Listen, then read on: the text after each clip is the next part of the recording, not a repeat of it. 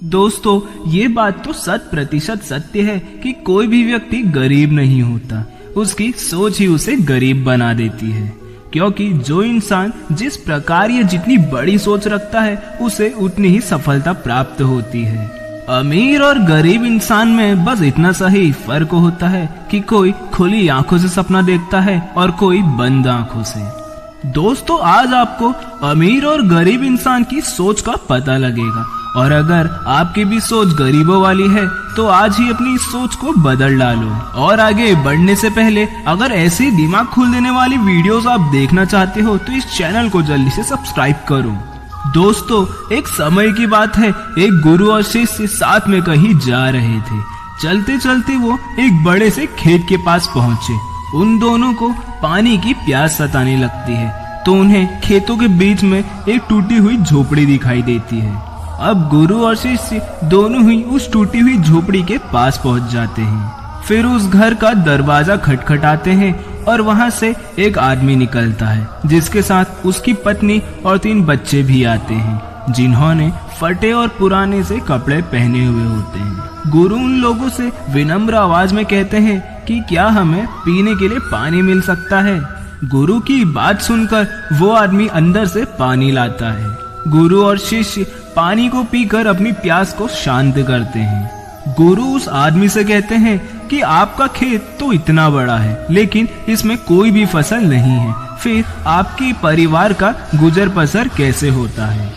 गुरु की बात सुनकर वो आदमी कहता है कि गुरुजी, हमारे पास एक भैंस है जो काफी दूध देती है और वही दूध बेचकर कुछ पैसे मिलते हैं जिससे हमारा गुजारा हो जाता है। इसी तरह बातों ही बातों में शाम हो जाती है और बाहर अंधेरा देख गुरु कहते हैं कि आज हमें यहीं रुकना चाहिए। गुरु उस आदमी से वहां रुकने की अनुमति मांगते हैं और वो आदमी भी भला था तो वो भी अनुमति दे देता है। आधी रात बीत चुकी थी, तभी गुरु अपने शिष्य की कान में कहते हैं, इधर से चलो, अब हमें यहाँ से चलना चाहिए और इनकी भैंस को भी साथ में ले जाकर जंगल में छोड़ना है। अपने गुरु की ऐसी बात सुनकर शिष्य को विश्वास नहीं हो रहा था, क्योंकि ये वही गुरु हैं जो सही और गलत का पाठ पढ़ाते थे।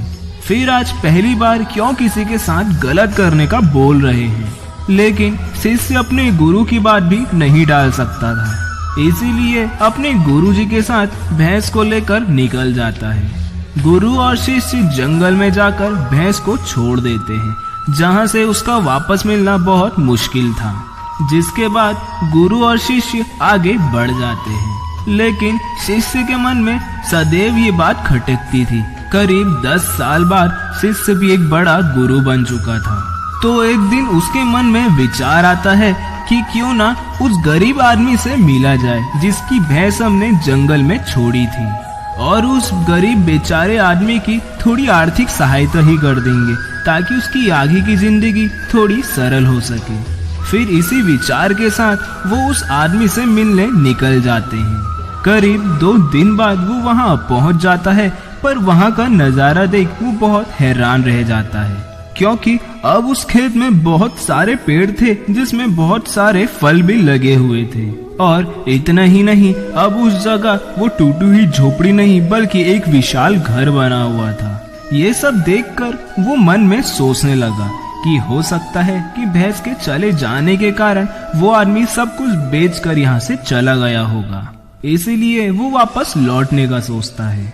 पर तभी उसकी नजर उसी आदमी पर पड़ती है और उस आदमी के पास जाकर वो कहता है, शायद आप मुझे पहचान ना पाओ, लेकिन कई सालों पहले मैं आपसे मिला था। तो वो आदमी बोलता है, मैं आपको कैसे भूल सकता हूँ, आप तो उस दिन बिना बताए ही चले गए और उसी दिन ना जाने हमारी भैंस भी कहाँ चली गई जो आज तक नहीं लौटी।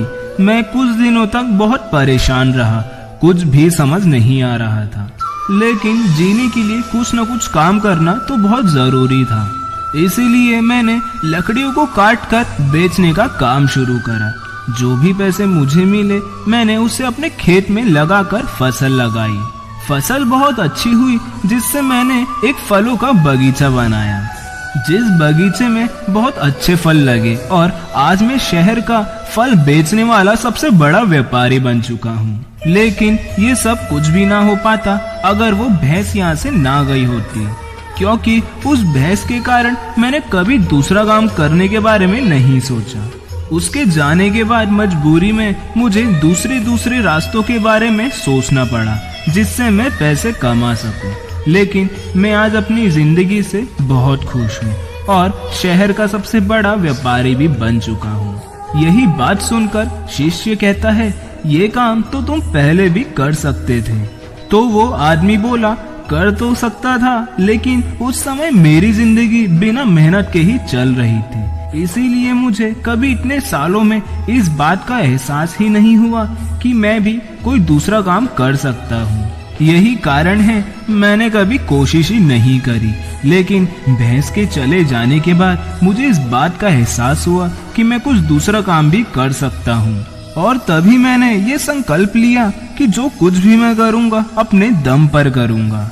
और इसी संकल्प की वजह से आज मैं इस मुकाम पर पहुँचा हूँ। दोस्तों, इस घटना से हमें इस बात को सोचना चाहिए कि कहीं आपके जीवन में भी कोई रुकावट तो नहीं, और अगर कोई रुकावट है तो उससे आगे बढ़ने की कोशिश कीजिए।